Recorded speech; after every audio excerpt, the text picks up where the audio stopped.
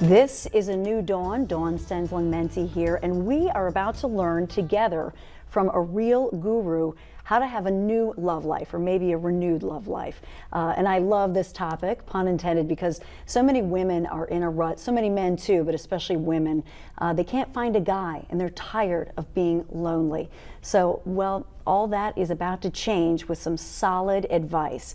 This is a relationship coach who I'm so thrilled to have here, author of Lies That Limit, and I want to welcome to a new dawn, Teressa Moore Griffin. So great to have you here. Thank you. Good to be with you. It's good. It's good to talk about this because, in fact, we just met together. A woman backstage who is going through something where she feels like she wants love in her life. And why is it that some women seem to be man magnets? That men are, and I'm not talking about hottie or Yes. exterior. Yes. I'm talking about some people have something within them, within their spirit, that they just attract.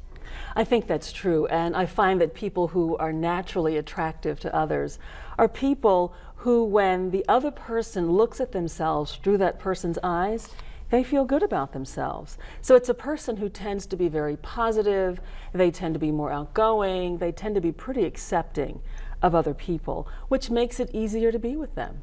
And so you talk about, well, first, pivotal moments in life, and I want to get to that, but actually when you talk about the lies, the labels, the excuses, right? Yes. I mean, walk me through that and why that's all important to recognize. Yeah, so the Lies That Limit is really about the labels, that's the L, illusions, excuses, and stories that limit us and keep us from experiencing the full satisfaction and joy we could have in life.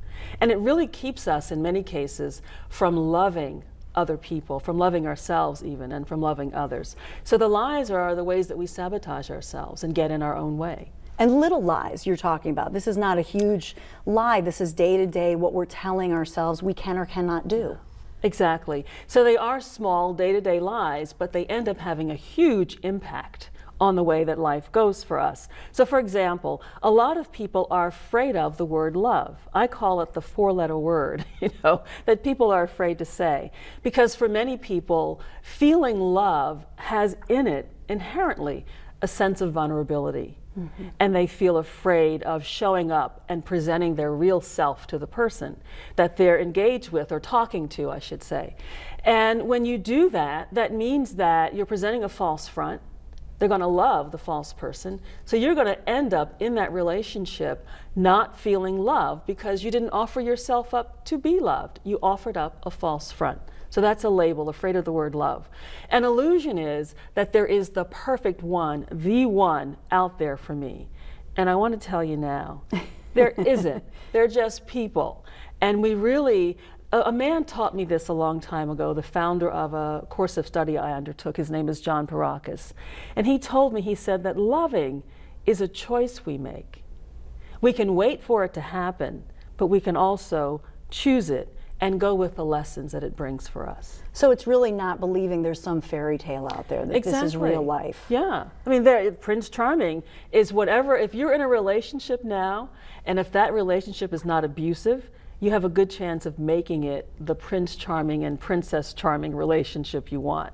It just takes a certain level of work and acceptance of the other person. I also love when you talk about spirituality, that people have to have a spiritual connection and recognize that within themselves, right? Exactly. So if we think about what does it take to make good relationships happen, it really takes us doing the work on ourselves to get rid of those labels, illusions, excuses, and stories that limit us from loving and being open and being willing to be vulnerable, being available for love.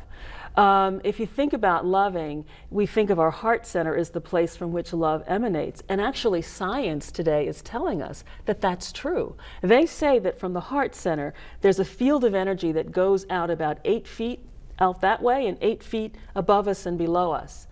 And breathing is a way to help us feel more relaxed, which will help us feel more loved and loving. I want you to hold that thought because we're actually going to share your breathing technique and some of that hands-on great information. So 5 resolutions you need to make for an incredible love life, and that means greater intimacy, yes, sex too, in 2013. We're going to be right back right after this.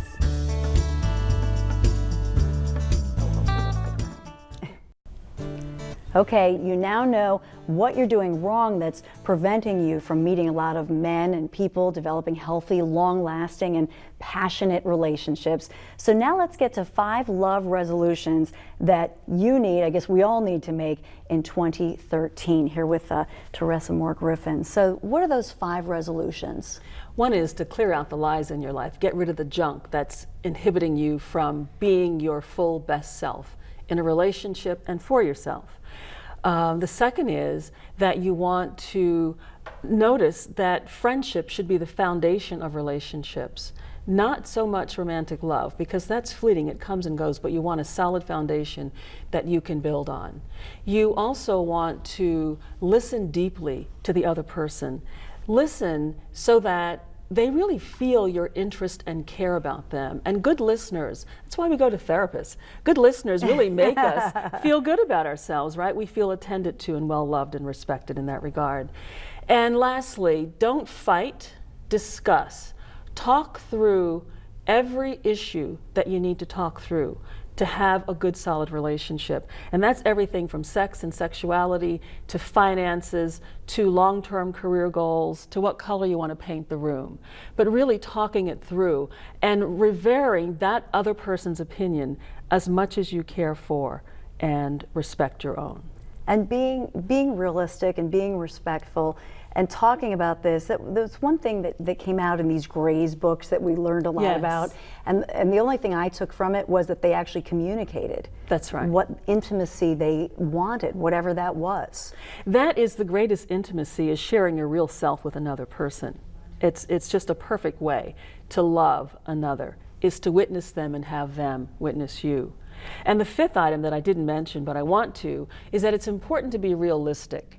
None of us are perfect people, and our partners will not be perfect either. So we have to learn to love that person as they are, or move on, because people change when they choose to, not because you're pressuring them to. And sometimes that can backfire as well. It almost always does. You know, we were talking about last segment about breathing. Yes. Can you share with me, and this is something you really believe in, just the breathing technique?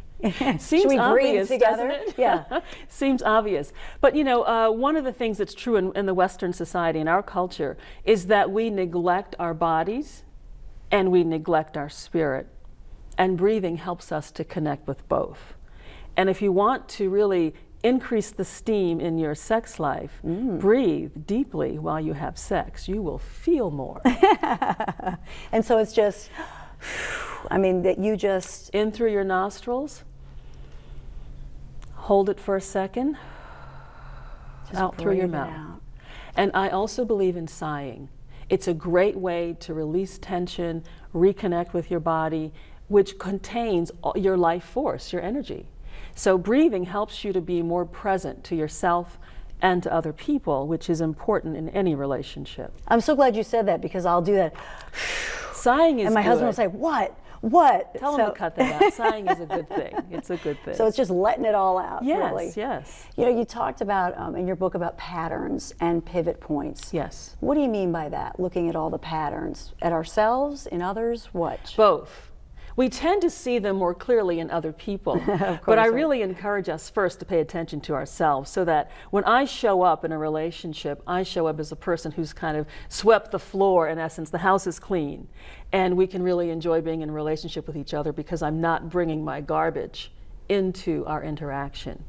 So pivot points are those things that happen in our lives, and they're described in Lies That Limit, where we make a decision about something, or the situation occurs and we give it special meaning. So for example, one of the stories in the book is about a young boy who, at 5 years old, his mother left him with his aunt as she went off to work to make money for the family. There wasn't work where they were living. And he decided at that point in his life that he could never love again. Oh. A little 5-year-old makes that kind of decision because he's hurt, he's angry. But he carried that throughout his life. And it wasn't until we began working together that that recollection came back to him, and he got then to remember that and to do the work that was necessary to clear it out, so that he can be a loving, available man, versus a man that engages with women for a while and then moves on to the next woman, is serial relationships. And he's much healthier now, able to actually connect and be vulnerable in relationship. And so really a lot of these things, the baggage we may carry, may come from childhood. It's Almost all of it does. That's where we get wounded, and that's where we make up a story about what that wound means and how we're going to react to protect ourselves. And our work is to not be so self-protective in that negative, defensive sense, but to be more available, to have our core, our spirit, our energy show. Thank you so much for your energy here on A New Dawn, Teressa. Thank you. I loved your book.